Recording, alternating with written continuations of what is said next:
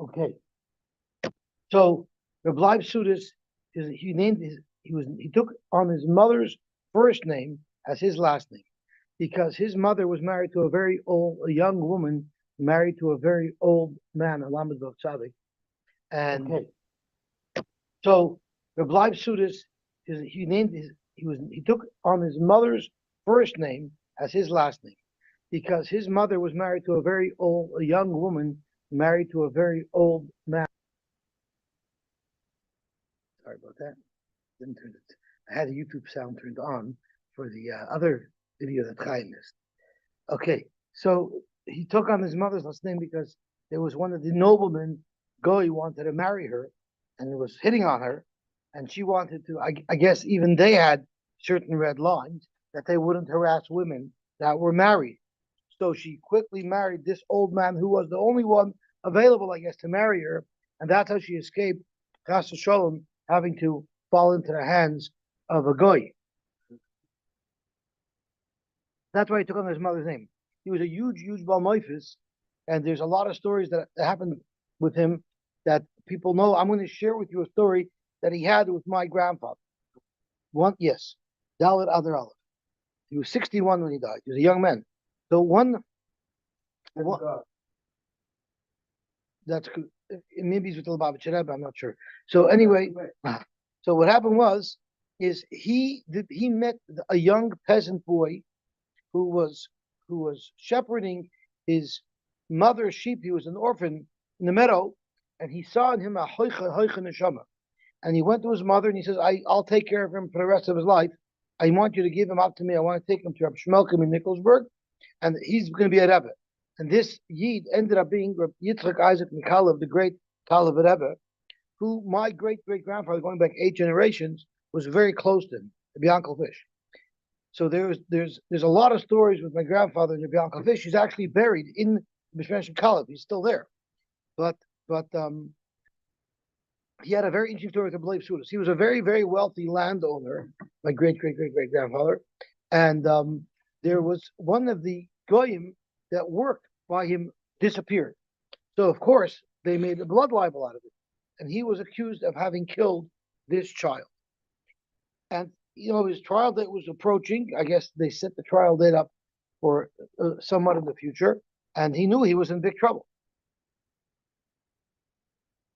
One day, Reb Leib Sudis comes to town, goes into my grandfather, and he tells him, "Go tell the poet that Leib Sudis wants to talk to him right now." So my grandfather said, "Rebbe, like it doesn't just quite work that way. You can't just like walk in. There's a moat. It doesn't.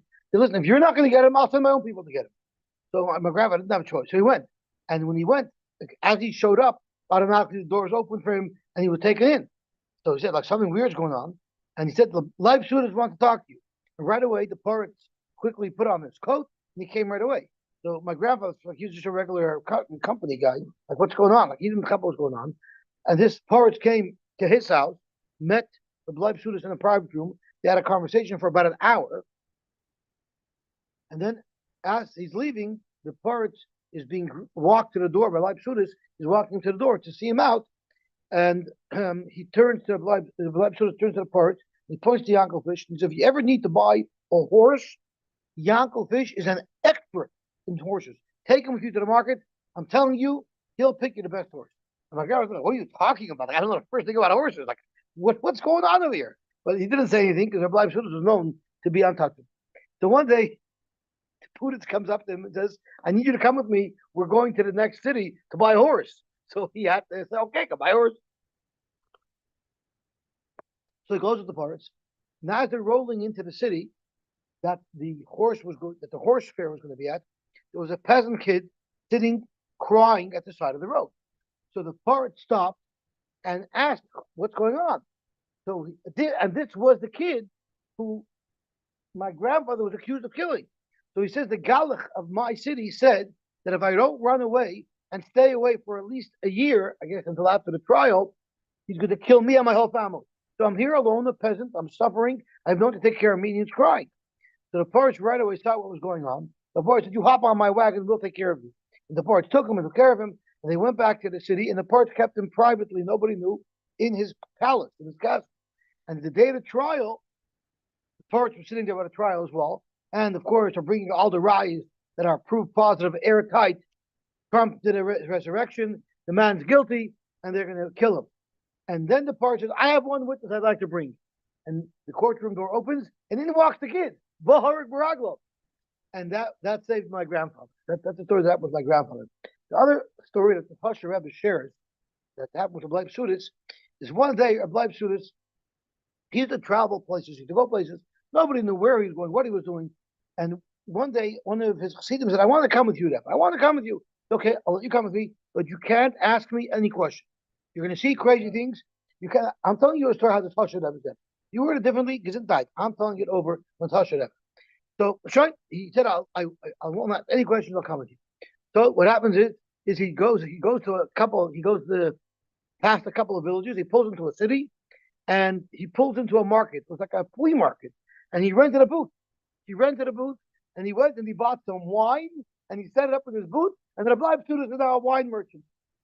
So a guy comes into the market with a coin, and he wants to buy wine with the coin. And he goes from vendor to vendor, and the vendor is telling him, "I'm sorry, we can't sell you wine. This coin is worthless. This coin is worthless. But we'll give you wine. If you don't have anything, we're happy to give you some wine." He said, "No, I don't want wine. I only want to buy wine. I don't want you to give me wine." And he went to 10 booths. No one would sell to him. Finally, he came to Rabbi Sudis' booth, and Rabbi Sudis says, "Let me see your coin." Come into the back with his look at it. "Okay, yeah, it's a good coin. It's a good coin. I'm selling you the wine." And the guy takes the wine and he walks away. Rabbi Sudis closes up his booth. He's ready to go. So his chuzit asked him, "Come on, this is crazy. You got to tell me what happened." He says, I told you I'm not going to tell you. No, actually, no, you have to tell me. You don't take me with you ever again. But this time you got to tell me what happened." So Rabbi Sudis says, "This was a yid from Yemen, from a Friedrich Ador. It was a kamsen, a kafer like a kamsen. He never gave a penny tzedakah in his whole life, except for this little penny. So when he went up to Shemayim, they were putting him at the Gehenna because he didn't do one mitzvah of tzedakah. So he said, "What do you mean? I gave this coin." So they said, "But this coin is worthless." So he said, "No, I'm telling you it's worth something." So the Himmel sent him down and said, "If you can find one person out there who's going to give any value to this coin, then we'll give you the credit." So I had to be there to sell him wine for the coin and accept it when I said it was valued. Now he was able to get into Gehenna. So those are the two stories that I know from Blood Sugar. Okay, so you'll have to tell us later. Okay. I got a kasha on that, Maisha. What do you mean? He didn't have the coin anymore. How can he get it to Tzedakah? He gave it to Rabbi Tzurs. What did I miss here? I guess he got a sample of the coin. There's probably we're learning now the sugis of coins that go out of they go out of print. So they're not produced anymore. Don't worry. So with all the money that you give to Tzedakah, Bezin Shemala keeps it. They know where to find it. All the checks and all. Okay, gewaltig. Yeah. Okay, gewaltig. So where are we up to? I believe we are up to. Did we look up Gimel yesterday? I'm a little bit disoriented. No, we didn't do. We have to go base on base, right? Yeah, we're up to. Oh, we didn't finish it. We didn't finish the block, so we were up to. Yeah, the last thing we learned was that before your makdish nechasav, you put all of your nechasim into your wife's name, right? Tanur halakeach tada b'shem chaver. Someone who went and bought a field in the name of somebody else. It's a very puzzling case. It's going to come out in the wash. Ein kaifin oisher limkor. You don't force him to sell. Who? What? When? What are we talking? Bim amar loy. And if the purchaser said, "Almanat, I'm only buying it almanat," that you're going to force somebody to sell. Kaifin oisher limkor. Somebody gets forced to sell. Break them or my comer. What in the world are we talking? Amar absheshes hakikam. This is what happened. Halakeach tada mechaverei b'shem resh kalusa. Someone who goes to buy a field, but he didn't say, "I'm buying it for myself." He said, "I'm buying it on behalf of the Reish Kalusa." Why would somebody do that? Why don't you just buy it for yourself? The Teretz is he's afraid there might be someone who will come and be ma'ar on the field and say that it wasn't his. If everyone thinks it's the Reish Kalusa's, people are intimidated. They're not going to touch it. So he figured he'll lie and say, "I'm buying it to say the Reish Kalusa." This way, people will back off and won't bother him, which actually leads to a whole big shayla in the Cheshuk Chemed. Are you allowed to have a sign in front of your property, "Beware of dog"? if you don't actually have a dog. Is that a lie? It's a lie that's not really impacting anybody. So the Cheshuk Echem, it says you could say beware of dogs, but you're not allowed to write that there's a wild dog in this yard. Beware of dogs, not a lie. Beware of dogs. Make it say I have a dog, but you're not allowed to say beware of the dog, the wild dog, the killer dog that I have here in my place. Or another thing, are you allowed to put up fake cameras? Because it's a shtickle lie. So he actually has a whole shaila about what you're allowed to do and what you're not allowed to do. And of course, if it's a question of security, of course you can make it, that it's an interesting shaila that stems out of this Gemara. Oh, you don't know pshat in that. I thought your face pshat in that. Sure. Okay, so Dr. Gemara, that's what he did. So that by making believe he's buying it on behalf of the Reish Kalusa, it will intimidate anybody to be ma'ar. Amar Mar. So halakech tada b'shem Reish Kalusa ein koyfen oisai Reish Kalusa limka. Now it belongs to the Reish Kalusa. You bought it on they were marketed to the Reish Kalusa. But really it's for you. So you cannot force the Reish Kalusa to turn around and be marketed to them. Michlal the miknikonil. Yeah. The star was written to the Reish Kalusa. So you cannot force the Reish Kalusa to turn around and give it to sorry? No. He bought a field and he wrote it out a star. Then you go to the Reish Kalusa. Dr. Gemara. Mechalal the mikna kanilai. Are you telling me Bechalal that this Kenyan works?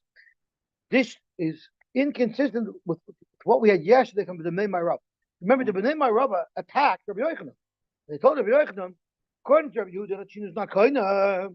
How is it that if I told him to dye it red and he dyed it black, that the Balaams get a half of the profit if it goes up? How did the Balaam koina? Who told the Moicher that this is going to the Balaam? He thinks he's selling it to the Shliach. So, based on the Bnei Ma'arab's attitude, their assumption that the Moicher has to know accurately who he's being magnet to, how is this going to work? Lema pligi the Bnei Ma'arav. It must be that this brisa is inconsistent with the Bnei Ma'arav. The Amri, their shita is v'chimi haidiyai lebal chitin sheyikne chitin lebal avai. Who told the Bal Chitin that this is going to the Balabais? Dr. Gemara, no. That's not true. The Bnei Ma'arav can very well be consistent with this halach. Why? Because going to Oidoi lebal Soda, he told the Baal Soda, but Oidoi Sahada, he told everybody involved that yes, I'm saying it for the Reish Kalusha, but I don't really mean it. I really want you to be marketed to me. So it works because, in fact, the seller knows it's going to me. They're just making a spiel. Zok to Gemara, Almanah, then Koifin Oisai, Reish Kalusa Limkor. You force the Reish Kalusa. Break them where am I? Why do you have a right to force the Reish Kalusa? What right did you have to get him involved in the first place? Well, let me Reish Kalusa. Lo yakraichu ba'ina. I don't need your covet that you're officially making believe like I own it.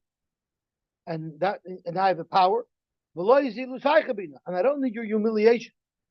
Now the shaila is there's something called koifin al midisnai. What's the big deal for the Reish Kalusa to write it back over to? The teretz is it's not good for somebody to sell properties.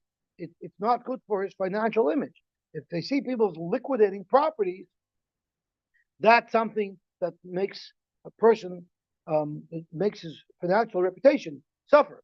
So the Reish Kalusa says, I don't want to be selling property. So therefore, I don't want to write you out of stock. So this cannot be the case because in this case, you wouldn't be able to force the Reish Kalusa. Why would a Tanai that you're making with the seller force the Reish Kalusa to have to write up that really belongs to you? This is what the Bryce says. If you buy a field in the name of your friend, meaning the Reish Kalusa, again, for the same reason, because you want that no one should mess with you. You can't force the seller to write another star mechira directly to me. So he'll write a star mechira directly to me. He'll write a star mechira to the Reish Kalusa. He'll hold up the star to the Reish Kalusa to the world so that people shouldn't be ma'ir on this purchase. But Lamaisa, he has a star that he bought. But so you cannot be forced to moicher to do that. But the Amarloy Almanas, but if when the buyer bought it from the seller, he made a deny that the seller has to provide this document, well, then it makes sense. Koivin is a moicher limker. Amamar. So let's analyze. In is a moicher limker zimnachri. Make pshita. Why would you? Next place. Maudatema, you would have thought, Matzi Amar Lay, the buyer can tell the seller, Meda Yoda, Dandolan Abshari Shakilna, you knew that I was buying this for myself and not for the rich Kalusa. Upanchaya Ba'alma Hudikavaina. I just wanted to make this fear by anybody to take it away from me, like beware of dog. And you also know that the Zuzu Bechti Loy Shadina. I wouldn't give you money so that Yemen should have a field. No one's throwing money away. So it was obvious to you that that's what I would have expected. Ella Adai the cause of Leishtarachina. Clearly, it's obvious from this whole transaction that it's expected. I'm expecting of you to write me out this star mechir directly. Kamash Malon, the Amr Lay, the seller can say, you know what? In Yoni Abdillah, the Hadahu, the Zavna Shleibishmei. Don't mix me in to your calculations. You made some Tanai with a Reish Kalusa, so go deal with them. But I'm not going to do anything. However, but when the purchaser bought the property, he said specifically, I want, besides this star that you're writing, that it's going to the Reish Kalusa, you're going to write me a star that said it's sold to me, the Mamal then Koipin as a Moicher Luke. Then you force the Moicher to write a new star. Frank Rapshita, if that's a condition in the sale, like why would you think otherwise? Why do I need the Mishnah to tell me that a person has to stick to his commitments that he made in the contract? Dr. Latricha, he didn't directly make a Tanai in the Mechira. Then it's not even a Shchiddish. But the Amalu Sahadi Kamedi Day, while they were doing the transaction, there were Adam witnessing the transaction. He told the Adam in the earshot of the seller, Chazu, you should know, the Shtora Achrina Kabaina. I'm going to also need another star that makes it clear that this land was sold to me. So in such a case, it's a chiddush. Now the tema Mati Amrlei Amina Shtora Mehechtika Shoplik Bishleik Amrit. The seller could have said, yeah, I heard you talking about this other star that you were going to need, but I thought you meant that you're going to need a star from the Reish Kalutza. The Mashmalan, the Amrlei, the buyer can tell the seller, Lahachi Tarchi Va'amri Lahu Leidim Kamoch. Why did I make sure that you would hear me tell the Adam that we're going to have to write another star? The Minachu, the Kabaina. I expect it to be delivered by you, and therefore the halach is that the Moicher would have to write out another star that in fact says that the Lakeach was the actual person. What's the odds to? If he's going to have the star in his name, then it could matter. No, because the public transaction they do to Reish Kalutza, and then privately he gives them a zata. So this way people will be afraid to start off. Okay, now we have a ribbis. Rav Kahana Yoav Zuzi Akist. At the beginning of the season, Rav Kahana put money in to a kesoinas dealer, a pishton dealer, a flax dealer, and he wanted to buy $100 worth of flax. But and Rashi says the Havamini of the Gemara is he actually made a Mashiach. He was kind of the flax. It was his fully fair and square. But he didn't take delivery of it. Although he was kind of, he didn't take delivery of it. It's still sitting by the dealer. L'seifa Yaakov Kist. A couple of months go by, he still hasn't picked it up, but now it's not worth $100 anymore. Now it's worth $200. So the flax dealer says, you know what? I'm going to do Rav Kahana a favor. I'm going to unload it. I'm going to sell it, and I will realize a profit of $100. Zavne Marvase, the Kisma, the dealer of the Kisna sold it, and now Rav Kahana is going to collect $200 from this dealer, but he wasn't sure if there's a problem of ribbis, because he gave him 100, and he's taking back 200. Also, the Kamei de Rav. Rav Kahana posed the Shaila to Rav, Amalei my Evid. What should I do? Ezel Lishkil Zuzi? Should I go take the money? Amalei Rav told him, Ika Zavni Amri Hai Kisna de Kahanahu. If when they sold it to the buyer, they made it clear that this is not ours. We're selling you the flax that belongs to Rav Kahana. So therefore, it's clear that there was a sale here, and the $200 is the proceeds of a sale. There's no chash that it looks like ribbis. Zil shkoil, go take the money. But if they didn't say anything, l'shishkoil, because it looks, no, why not? Come on, like my rubber. Because if you hold like the my rubber, since they didn't make clear who's the seller, the Amri, mi idea lebal chitin, sheyik the chitin lebal mois. So you have the same thing. The people paying for it, who told them that this money is going to Rav Kahana? So in fact, the money is going to the dealers, and now when he takes it from the dealer, it looks like ribbis. As Rashi says, so Dr. Command, my Rabba, this must be like the my Rabba, as Rashi bit me up. Claim with Armina, me idea no liken to Yiknu my same Rav Kahana. Who told them to be makna their purchase money of $200 Rav Kahana? So therefore he was not taking them, it's not his money. Is that the svara of Rav? Zog to Gemara, Atu miyoy Rav Kahana arba, the shakal timni. It's not like he gave the merchant $400 and he took back $800. There might be a problem, but that's not what happened at all. So there's no issue of ribbis, as Rashi says. He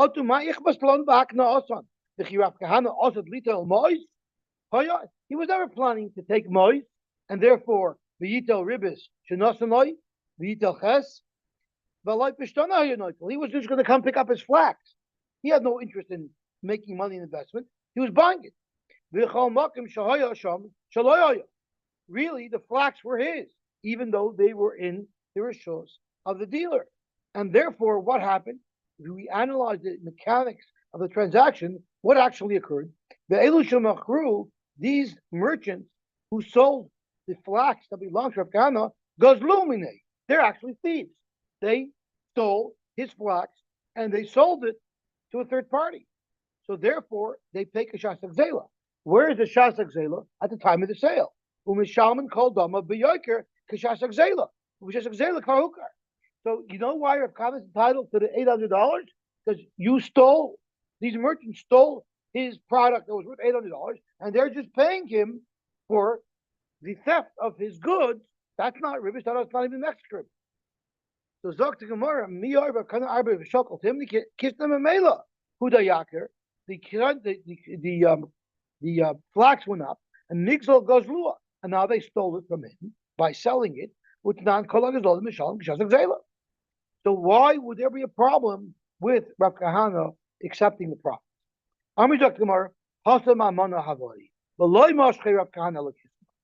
It's not that he was kind. In fact, he was not kind. As a matter of fact, at the beginning of the season, where the flax was cheap, he went and pre-bought. So he prepaid $100 or $400 so that throughout the season he can collect the kindness at the lower cost. It went up a minute. The halacha is if you prepay and it goes up, you're allowed to take your schayr because you made a deal that you were going to benefit. If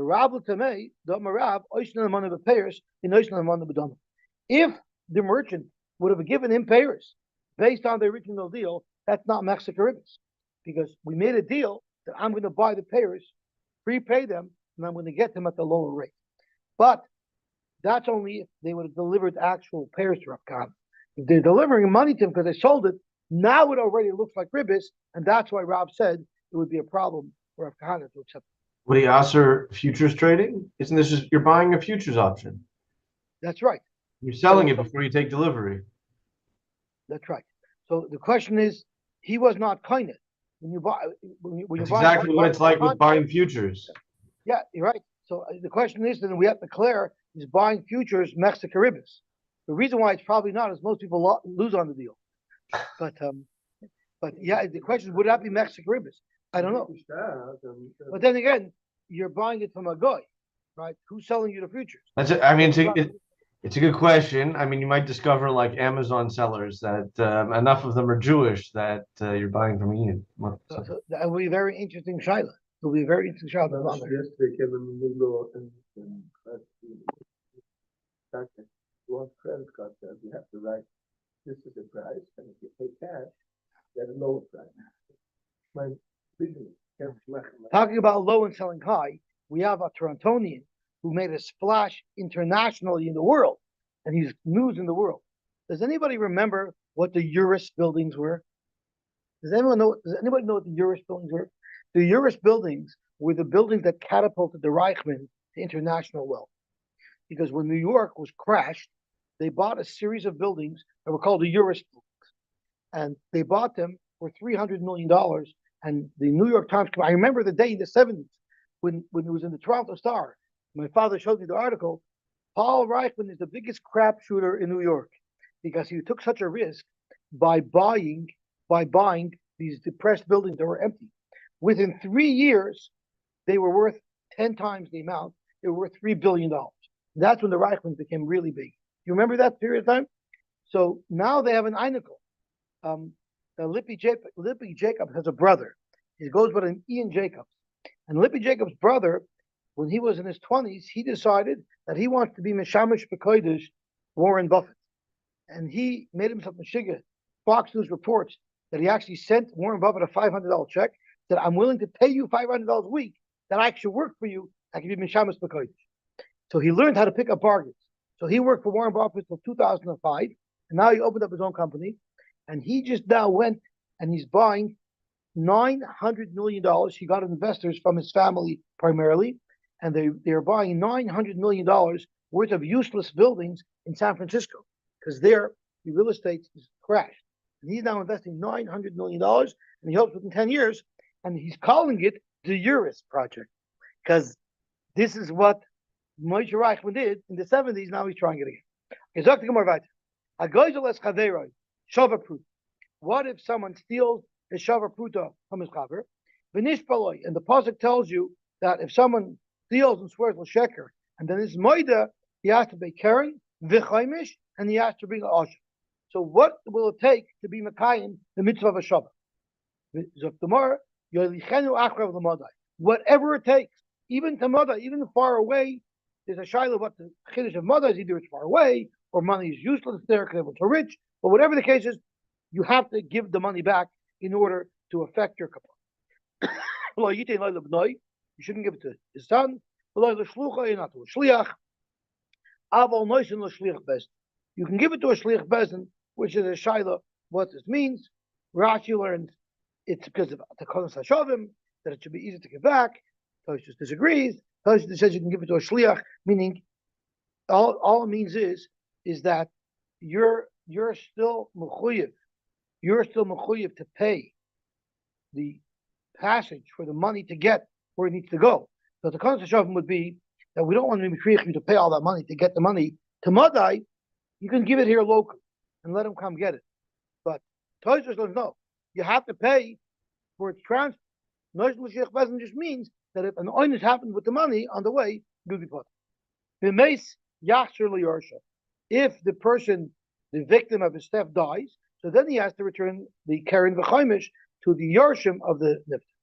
Nasan lo yas a keren, v'lo nasan lo yas a chaimish. What if he paid the keren in full, but he didn't pay the chaimish? Or mocha lo yal a keren, v'lo mocha lo yal a chaimish.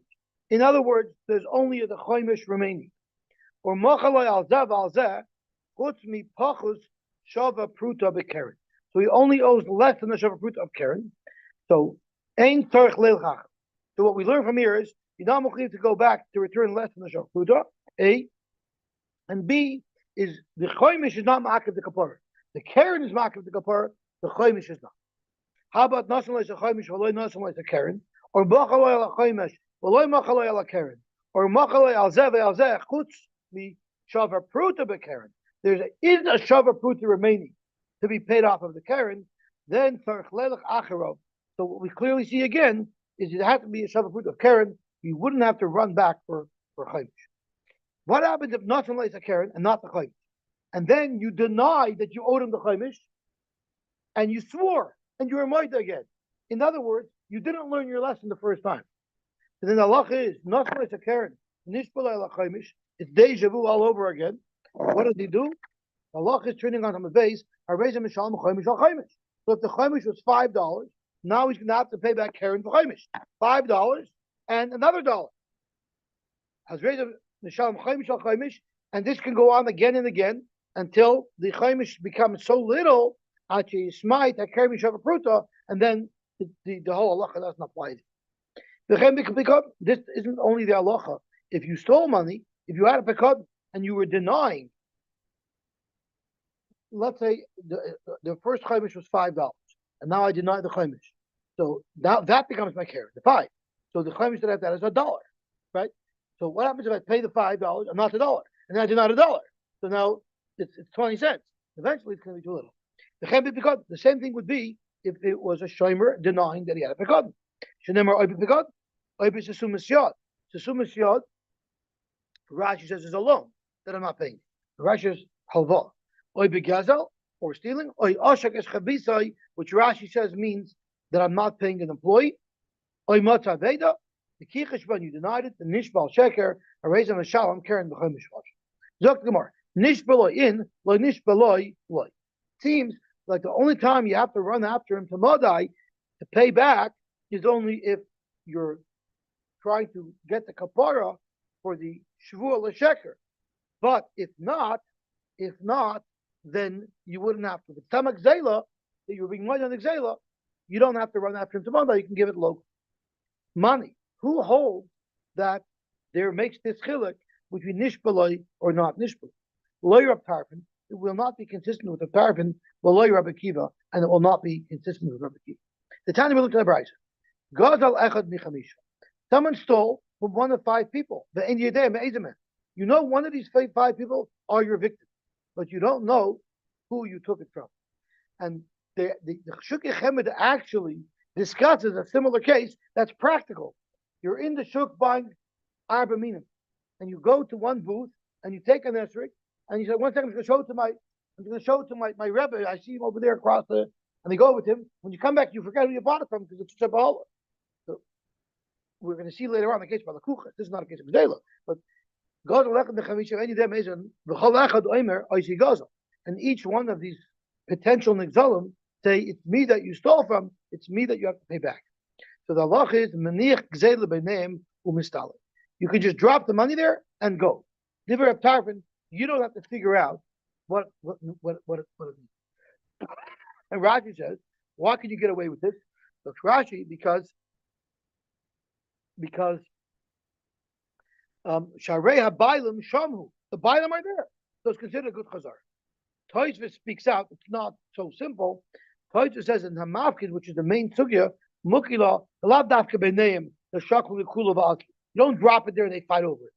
What it means is el yaniach actually it's sparred over minam bailim. You can even hold on to it yourself. You can say, I'm prepared to pay it back, but you got to clarify who is entitled to this payment. So you just have to be prepared and ready to go. Doesn't mean you just throw it down. That's what Tarfon sheet. Rabbi Kiva Omer, loizu derech moitzias avera. That's not how you get out of. That's not how you misakin this avera. Rather, actually, shalom zela l'chol echad dech. So there's more money, and Rabbi Kiva says this even if there's no shvua here. Right? This is the case of Gadol without a shvua. So money. Who is our Mishnah going? Rabbi Tarfon alpha gav dishtaba. Omar manich zela b'nei u'metal. Rabbi Tarfon is saying it. And it's always a good hashava. And here Rabbi Kiva says in the case even if there's no shvua, you have to pay each one. So who is our Mishnah consistent with? So first the Gemara makes an attempt to stel around like Rabbi Kiva because Rashi and Tosfos both say that Stam Mishnah is Rabbi Meir and Stam Brisa is one another, but these are all Talmidim of Rabbi Kiva. The Mishnah is Rabbi Meir who's a Talmud of Rabbi Kiva. Some Brisa is a different Talmud of Rabbi Kiva, but it's all according to Rabbi Kiva. If you have a Mishnah, ultimately we'd rather tell like Rabbi Kiva, which the Gemara now will make an attempt, an unsuccessful attempt. The Mashkana is our Mishnah is going to have to go like a parrot. But now we're starting with Rabbi Kiva. A lot of Rabbi Kiva. You know when Rabbi Kiva says you have to pay each one a gzela? That's heicha the ishtaba hudakab. That's really only if he swore. If he didn't swear, in fact, you would be able to just do it the Tarfon. My timer, what's happens that by Davka by Yeshua, Amakra Lasher Huloi Yitnenu B'Yemashmosai. The pasuk only says the Yitnenu B'Yemashmosai. There's a Chiv Nesina only when the person had made a Shmuel Sheker. Tarfon holds Applegav the Ishtaba, even though the person swore l'sheker, he still doesn't have to run after him. Abu Jabban Takanta, the Tanya, like we learned, Rabbi Lozer, Rabbi Tzadik Omer, Takana Gedoyla Hiskinui. They made a huge takana. Jim Hoysa, Hoytsa, Yeser la Karen. What if you owe him $100? But to get the money to him might cost you $1,000. Then Mishalim Karen the Choymish Bezdin. You can just place the money in Bezdin, and Bezdin is the Lavdafka. You can even put it by you in a safe place. Maybe Hashamai, and then you could bring your carbon Hasham Umiskap. That was the kind that was made. Rekiva says. Now Toysus explains that Rabbi Kiva holds no, there is no takana at all. If you made a shvua and you have to give it back. Toysus learns that Rabbi Kiva is saying, even you are powerful and holds a takana, at least be minded to me that there's no takana by shvu. If you know for sure who you stole it from, but it's difficult to go there, ultimately the money is going to find its destination where the guy gets around. There, maybe they make a takana, you can put it to best. But Gozal Echad Mechamisha, the Lo Yoda Laman Gozle, the Lo Yoda Maman Lamari, there we might never get the money back to the person who's entitled to it because there's 5 people fighting over it. Maybe there Lo Abu Jabban Takana. So we want to say our mission is going to look at Rabbi Kiva, and Rabbi Kiva holds Dafka when you swore, you have to give it back, but if you didn't swear, you don't have to. And that's what our mission is. Master Rav Huna Bar Yehuda. Rab Shimon ben Elazar. Rab Shimon ben Elazar said, and of course he argues on what we learned until now, because he says, Loi nechleku Rab Tarfin Rab Akiva al shalokach. If we're not talking about theft, we're talking about a purchase. Al shalokach echad mechamisha. The eini yodea me'ezeh mehen lokach. Everybody agrees. Shemeniach the meimekach beineim umistal. Everybody agrees. Even Rab Akiva. Now that wouldn't stem with our Mishnah, because our Mishnah is even speaking about a lekech. But alman echlaku, where is there a machlekes?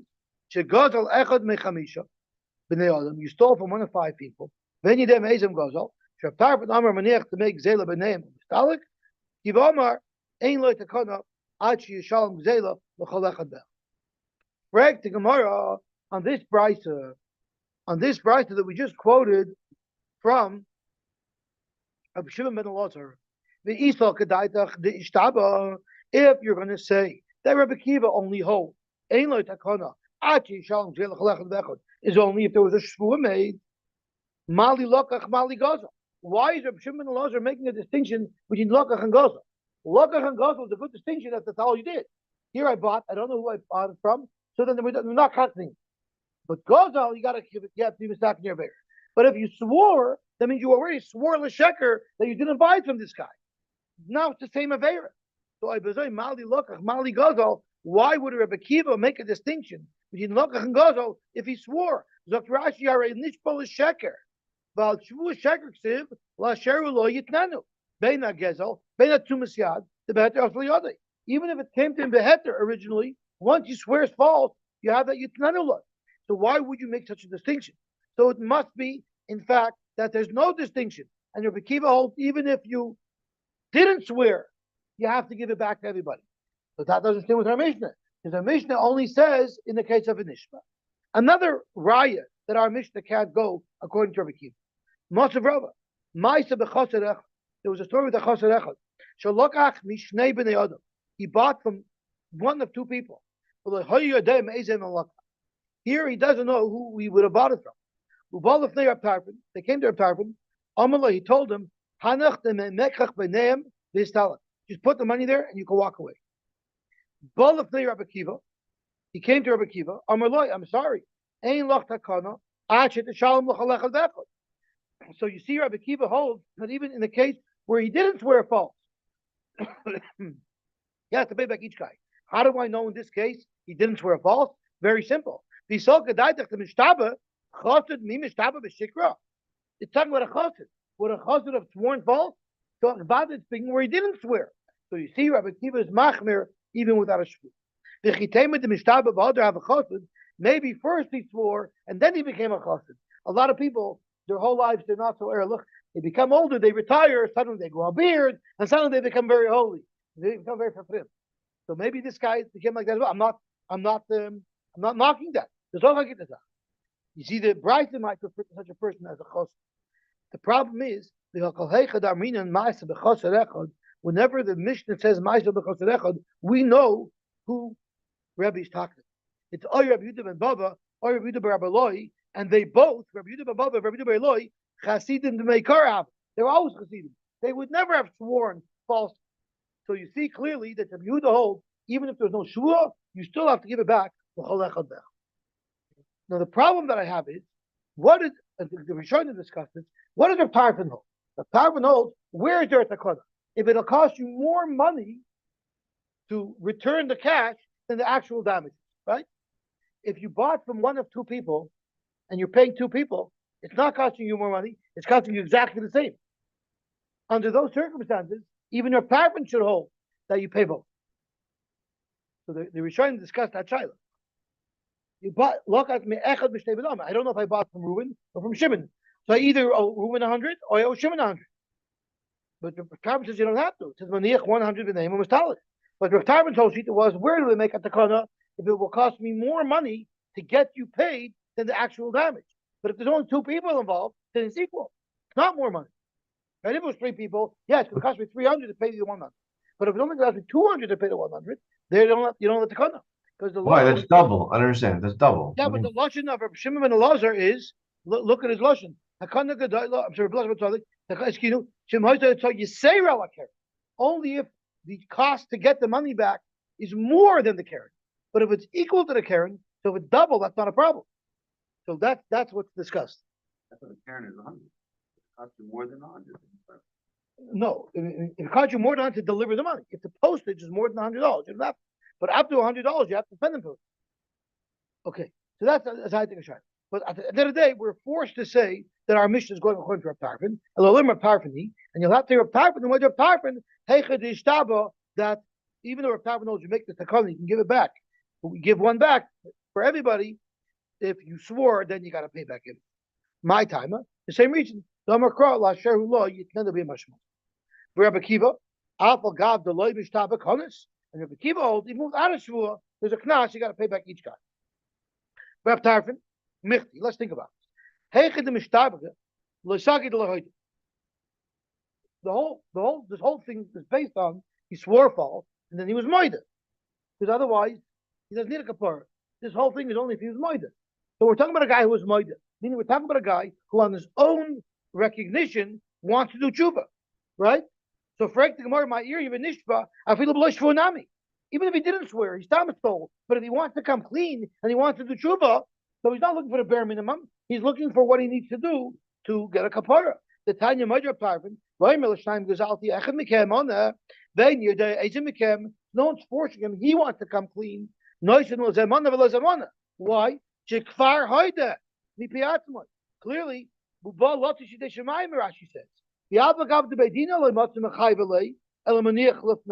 Even though if he didn't want to pay, Bezin couldn't be mechayim to pay them each one. And if he's coming on his own recognition because he doesn't want an oynish, well then, what's the difference if he swore or if he didn't swear? Either way, he should have to pay each one. So because of that, we're aborting all the pshatim we said. Ela Amar Rava, our Mishnah is actually consistent with both Rav Tarfon and Rabbi Kiva, and Rava has his whole new innovative pshat. That's how Rashi learns, and we'll see this pshat tomorrow. But Tosfos, if you notice, that is not Gurish Ella. He just goes Amar Rava Shai. Tosfos learns that Rava was just coming to explain how it fits with Rav Tarfon. Rashi learned that Rava is explaining how this could fit Sai according to Rav Tarfon, Sai according to Rabbi Kiva. Stay tuned for tomorrow, where we will see that. Don't you have a wonderful day? Discussion of life suitors.